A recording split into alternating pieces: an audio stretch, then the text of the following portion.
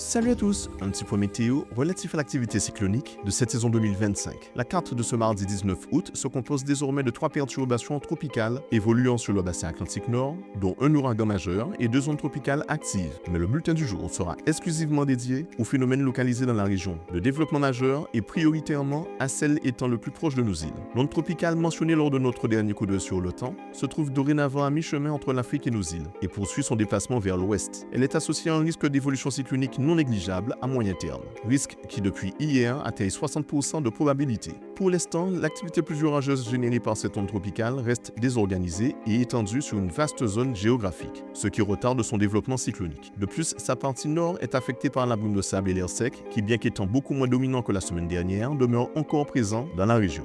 Quant à sa partie sud, actuellement beaucoup plus active, elle évolue pour l'instant à des latitudes où la force de Coriolis est diminuée, ce qui réduit pour le moment l'amorce d'une rotation cyclonique. Concernant le cisaillement du vent, ce dernier est présent de manière sporadique, généralement d'intensité modérée à faible, et cette tendance pourrait perdurer sur l'ensemble de la semaine. Les courants d'altitude ne devraient donc pas représenter d'entrave à une éventuelle cyclogénèse, bien évidemment si les prévisions d'évolution du cisaillement s'avèrent exactes. Enfin, les températures de surface de l'océan sont plus que suffisantes pour un soutien et un renforcement des perturbations tropicales éligible à une cyclogénèse. Le manque d'organisation et la dispersion de l'activité pluvio-orageuse constituent donc l'un des principaux facteurs retardant la cyclogénèse de cette perturbation. Le temps que cette onde tropicale parvienne à une meilleure structuration, elle aura déjà parcouru une distance la rapprochant de nos îles.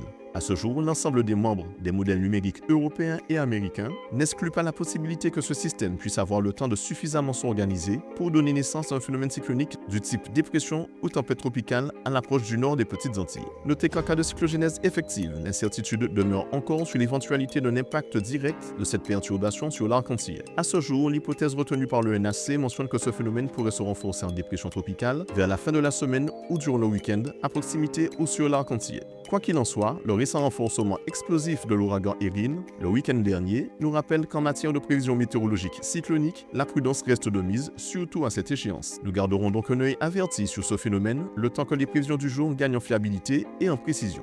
Comme un signe illustrant l'entrée dans la partie la plus active de la saison, une seconde onde tropicale n'a pas tardé à être monitorée par le NAC hier soir. Elle a rapidement gagné en organisation et s'est même octroyé la désignation d'Invest 99L avant notre première onde tropicale. Cependant, une partie de son devenir dépendra de l'évolution effective de l'onde tropicale qui la précède. À ce jour, le NAC lui accorde 30% de risque d'évolution cyclonique avant qu'elle ne rencontre des conditions atmosphériques potentiellement rendues défavorables en fin de semaine. Nous reparlerons donc d'elle au travers de notre bulletin si nécessaire. En attendant, c'est tout pour aujourd'hui. Excellente journée à vous et à bientôt.